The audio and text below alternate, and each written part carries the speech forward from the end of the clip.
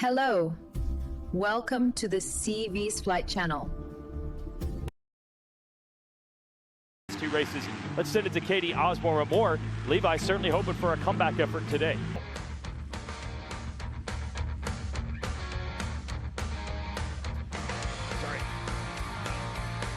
We're going to get to the Racer Extra here. This is pretty interesting how this place turns out. Let's go to our Racer Extra this week on Race Day Live.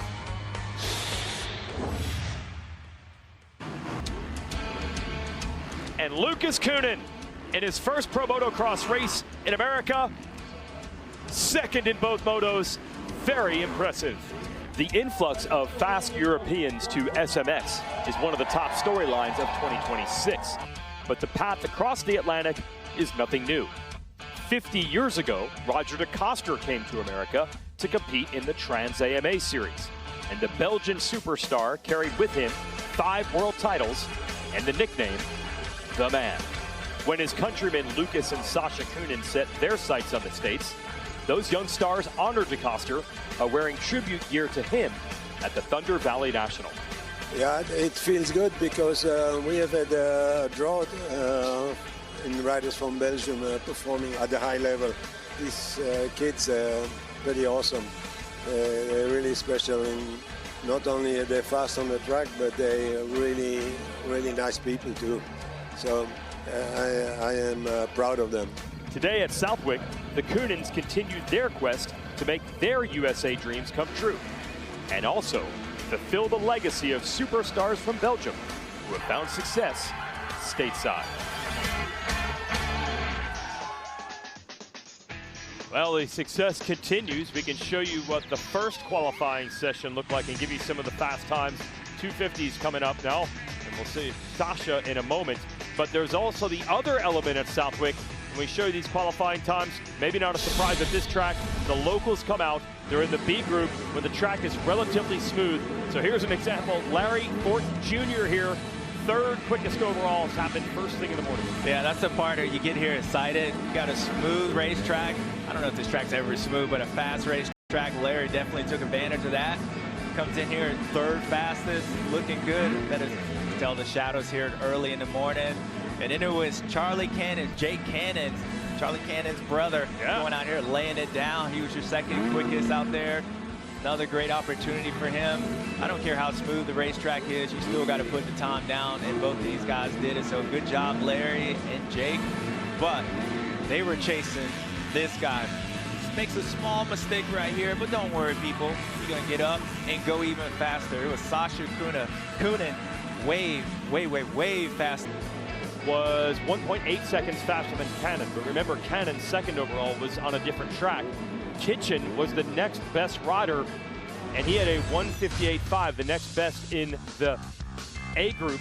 And look at that gap. It's nearly 2 seconds between Kitchen, the 1:58.5, and Kunin with the 1:56.6. And again, we think those times will hold. You don't often get guys faster in the 2nd session. Joe already down? This qualifying just started. Yeah. Oh, this is not good. Well, maybe he can get it over with. I mean, usually he has the struggles these first motos, so maybe this was a little early. Get it out the way. He can start for 2nd moto, kind of Joe.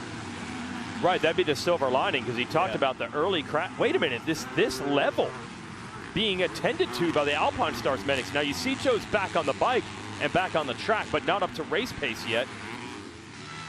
Wow. We might not have the whole thing here. We get a little bit we can show you here. Oh, this might be it. All right, everything looks good. Looks like his foot comes off a little bit. Oh, yeah, just got a little deep in there. You can tell his foot came off, and then, yeah, front end buried, and you wouldn't really think it catches you out. Joe Shimoda goes down, but good to see him back up. But going to JT's point, the good thing is his qualifying is probably already done, so he doesn't have to worry about that, but hopefully he's feeling all right. It's a tricky racetrack because you got a lot of soil conditions. You got a hard base. You know, normally with the sand, and you always feel like it just never in bottom, but here, there's a hard base to it, and you can tell with Joe, lost the front end, then that thing stuck, and he went over the handlebars. Yeah, that could be the silver lining, because Joe, as we mentioned earlier, A couple of first turn crashes in the first motos at this track have hurt his chances to win this race before. So maybe he did get it out of the way in the first lap of this qualifying session. We'll catch up now with Kitchen on the 47 and the 109. Sasha Kunin, that's the time to beat. Yeah, Levi Kitchen, we just heard from him. He was talking to Katie, and he said he feels good, woke up feeling good. I know as a rider, for the people at home, as lame as that seems, it actually is a big deal. Just waking up, feeling good, usually it turns into a good day of racing, and Levi needs one here for sure today. And then Sasha, the 19-year-old, you can see the stats there, is leading the MX2 250 class point standings in MXGP. But his point lead not very... is that metal start gate, which is more aggressive than what they see overseas. And at that point, it's a red flag here for this qualifying session. Yep, red flag, not sure who that's out for. Thanks, Katie. Oh, it's Nick Romano we hear is down. Romano had a renaissance summer going with the fill-in ride with Monster Pro Circuit Kawasaki. So the track claiming a couple here. And he is now being attended to by the medics. And you hate to see that. I talked to Romano this morning. It's the odd thing. He's from New York, says it's only about 2 hours from here. But very rarely do the riders outside of New England ever venture in. He doesn't really have a lot of experience at this track. Said the first time he ever rode it was his pro rookie season. Did see him looking to get up there on his feet. Or Shimoda. Talking over, good to see Nick up. But yeah, I mean, it's like me. I live in Florida. Looks like Joe's going to call it. Wow. This is Romano here. Finish line. Oh, wow. Yeah, that's never good. And yeah, I wonder, did he catch a foot or something? But yeah. Okay, so good to see Romano now back on the bike. And Shimoda obviously was back, you saw earlier, but it does look like Shimoda's going back to the paddock with a lot of time left on the clock. So not a good sign for the series leader. Yeah, but at the same time, you know, maybe a little bit of that is he knows that his time is locked in. So the bike might be bent up or he might be feeling a little sore. Just go back and get worked on. The good thing is they rode off. Same thing with Nick. So I think they'll be able to line up for these motos. These guys are tough. Joe's going to have to be today with that small point lead. Got to get points today, no doubt. Riders are heading back. Obviously, it appears Romano was able to avoid the worst there, so it shouldn't be too much longer for the bikes to be back on track.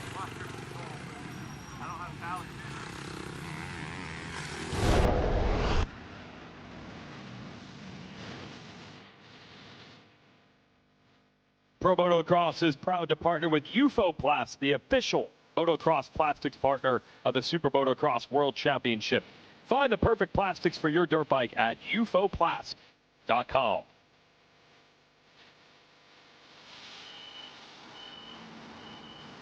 So waiting for the AMA to give the call for the bikes to fire back up. Champs Hymas, Deacon Deno there. Hymas getting a little better last couple rounds. Talked to Chance a bit yesterday. The shoulder injury that he suffered in Supercross, he did not think that was going to be that big of a deal. But it ended up being a lot more work to get back to race fitness than he thought. Actually had frozen shoulder at one point. And unfortunately for Chance, he said, I have a lot of experience with knee injuries now and knowing how it's supposed to feel and when I know I'm ready. He had not had a shoulder injury before, so it has taken a little longer than expected for Chance to get to 100%. See how he does today. So we talk about the 109 here of Sasha Kunin, the fastest qualifier so far, but we also talked about the dual elements. They want to do well here, but they also don't want to endanger their points leads back home. We asked him about it yesterday. Yeah, it's amazing doing it together. It's kind of incredible, let's say, because both being on the top is quite difficult, but let's say now me being in 250 class, here in the 450, we can win both in the two classes, so that's amazing. Let's say it's kind of cool to see what we're doing in Europe for the moment, so hopefully to come here and do some good results also. Yeah, I had a chance to talk to him, and even yesterday, man, just the excitement level that they had, the same feeling that they had over at Thunder Valley. And you know, you got to assume that one, they're going to be more comfortable here on the sand, but also the second time coming back, and it hasn't been too big of a gap, so they have some kind of familiar from being here, racing these guys. And so far it's showing it, but what they're doing across the world is short of phenomenal. And I can't see. I'm excited to see what they do here today as well. As a racer, you haven't been in that exact situation when you were a guest rider in another series while leading points, but how much management can you really do? How much can you really do to say, I'm going to make sure I don't get hurt today? Yeah, I mean, the only manager, you can just talk yourself all the way up until the gate. Okay. And then once that race started, and it's hard because the hard part for them is that they got the speed to win. So how do you calm those nerves? And I feel like, you know, especially with Sasha, he knows one way, and that's to go. And when you start changing that, then it creates more problems. So, you know, they know it's a chance by coming here, but at the same time, that chance is worth it to them. They're living their dream, and you know, no matter what happens, they got a fan and they're a winner in my book, and I think they'll be fine. Katie? Well, Stu, it's interesting, right? These guys were starting out front, or they came back to the gate, and Sasha Kunin, this is his 3rd or 4th start here today. And as I was saying, that's one of the biggest challenges for them coming overseas here, is that this metal start rate is more aggressive than what they're used to. And as Jay Dungy, his mechanic, was saying, it just takes it that much. It takes it to a different level. They got to switch up their start technique a little bit, the throttle, the RPM, and how they release that clutch when the gate drops. So for these guys, they're pros, they can do it, but you can see it's still something he's thinking about and working on as he preps for the day. How was that start? It's maybe like mid-pat right there. Okay, yeah. I've seen guys come over in the past. You go back years ago, Clement Tissot and other guys come over. Listen, the future for these Kunin brothers is here in the USA. So I think they're focused on their future here, where in the past, where there was Mark DeRuver here at Southwick, they were going back and their future was going to still be an MXGP, so they really needed to lean into that. I very much believe starting in 2027, you will see them full-time here, and they are very much focused on that. So yes, there is an MXGP and MX2 championship waiting in the wings, but they are thinking about coming here full-time, not so much returning what happens there. It sure didn't look in that first qualifying session that Sasha was letting off, no doubt. Hey fans, take your race day experience to the next level. Download the official SMX World Championship app. Gain instant access to live timing and scoring, breaking news, exclusive race day insights, and more, all included in the app. So download it. It's the SMX World Championship app. Get it today. And the app comes in handy on a day like today, too, because of the live timing and scoring. We're going to keep showing you the overall, which we believe will remain Sasha Kunin as the overall fastest rider. But I was talking to RJ Hampshire of the 450 class earlier, and he said, yeah, the track will be much more like the motos, so it's important, this second session, even if it's not going to rank in qualifying time. And that is true, especially when it got that much faster. You'd be like, that's not real life. So, but it'd be closer. At the same time, this track is different. It's a lot faster than it was in the past with these small changes, and it seems pretty hard-packed. So I think these guys are going to have their challenge just adapting to this racetrack compared to the normal Southwick. As you've seen a couple crashes, guys losing the front end and losing it in a way where you see it on hard-pack, you know. So it's going to be a challenge for them, and whoever adapts the best is going to get it done today. I'll tell you who adapted quickly. This man, the 37 of Davies, he did put in a heater on the very first lap of this session, and it did jump him up to 2nd overall. So Davies' time from the second session has outpaced all but one time throughout the day, and it is Davies' first ever time. Keep that bike from being buried, get light on it. I had a couple of crashes down in that little pit. Oh, hoping you didn't think about those anymore. But yeah, still back there. They come up and they still haunt. Southwick hunt. Okay, see if Sasha can somehow actually better second session. And Davies has been the fastest qualifier at the last 3 races. Yeah. Let's check in with Levi Kitchen here. Again, he had the second fastest time of anyone in the A group in the first session. You can track all that. Some of those other times you see Cannon in there. That was again from the B group, who goes out on the track first.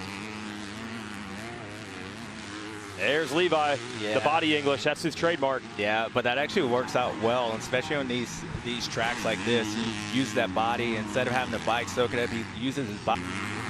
A little slide out, but not too bad. Let's see if he could top Davies' time here. I don't know if anyone's going to get to what Sasha did in the first session, but Kitchen would like to be best in. About a second faster than what we just saw from Sasha, but he's going to go for another one. You see how that, I wouldn't say lap broader, but slower guys in front of you. Now he's trying to get out of the corner. That's really going to cost him for speed-wise, but a little swing out. Katie? As we're catching the number 47's moves out there, I was talking to Mitch Payton about Levi Kitchen, asking him that same question about the strategy. And to him, he said, well, nothing's really changed. Now, he has had a few bad starts, and he has had some crashes, notably the one in Colorado. It did hurt his shoulder. But he said he is fine now. His body feels good. His fitness is good. So he just has to put all the pieces together and get the job done. Well, the piece he can't put together is he cannot get clear racetrack. This is like a battle going on right now. Yeah, he's going everywhere, and eventually he just goes around the outside. The guy was trying to put down a fast lap time, but obviously that's going to cost him. I still think with Levi, he has a lot of speed, and as long as he's feeling comfortable, he'll be fine. I know this lap's not going to be the lap, but I like what I see. But also it shows you if you don't get a start, and that's been Levi's kind of biggest issue, how he just got stuck behind that rodder. Imagine a race, you got all these guys out here, so we'll see. Nate. This is Nate Thrasher here. Just got back to racing at REDBUD. Will fall there. Yeah, and that's that hard base I was talking about. Nate wanted to get back out of that line and go around the outside, but you see there is a base to it, and you got to learn to just kind of stay in those berms, let that back tire slide without losing it. They just kind of slid out there. No harm, no foul. I want to defend the 300 that was racing with Kitchen there. Jonathan Getz. He is 42nd fastest right now, so he has to hustle. Top 36 goes straight into the motos, and everyone else goes into the LCQ. So he wasn't going to give up on his fast lap either, because he's just fighting to get in. And in Southwick, it wasn't his fault. Levi's going to have to get around it. If you're faster, you'll figure it out. So that's why I was cautious to say not lap router, another guy that was trying to go. So yeah, good for him. Yeah, Jonathan Getz got to make it happen, and it's not easy, as we said, to do it in the second session. Levi's trying, though. This section is so fast going here, especially as the day gets, these guys get rough. They're leaning that bike over, get those bumps out. We saw Hayden Deegan get a little scrub here a couple years ago. Let's see if Levi can get through here. A little hesitation going to cost him there. You see how much time he lost. That small little hesitation. Oh, send it back down to Katie with a guest. Yeah, Hayden Deegan here. We know that this track has been good to you overall. Last year going 1-1. Different experience here on the 450. You've done a lot of prep coming in to Southwick. Tell us a little bit about that. Yeah, to be honest, just trying to get a good bike set up for here. That's been my big thing, is trying to get the bike comfortable for myself, where I can go out there and try and fight for a moto win. That's really where I'm at. I feel good. I just got to get the bike dialed in. Obviously, we got one of the best suspension guys, so keep working towards it. Use this season to try and find those little things. I didn't notice, but you have Danger across your nose on your. That's cool. Does that happen every race weekend? Yeah, that's my brand, Danger. So I got to rep it all the time. But yeah, we usually always have something cool on the nose. All right, guys. Danger Boy is out here. He's going to be running and obviously watching what these 250s are doing to learn as he goes. Thanks, Katie. Yeah, it'd be interesting to see where Deegan slots in. There's just so much talk with the Lawrences on top, and then Jorge Prado very good on sand, Lucas Coonan very good on sand. Oh, this is Julian Beaumer a moment ago over the high side. Yeah, you can see that front end, lost it over that berm. Southwick, baby, Southwick.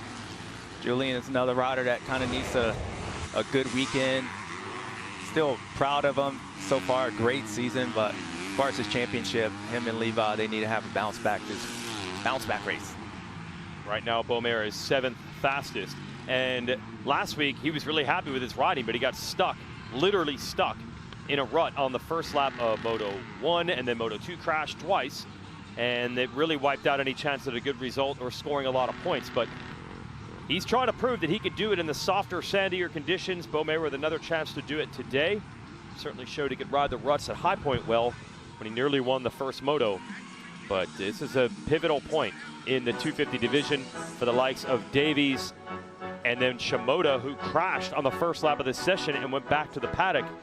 You can presume he's, of course, going to race, but will he be 100%? Could be a big day today. Sasha Coonan, though, is going to be the Monster Energy Fast Qualifier. Came out of session 1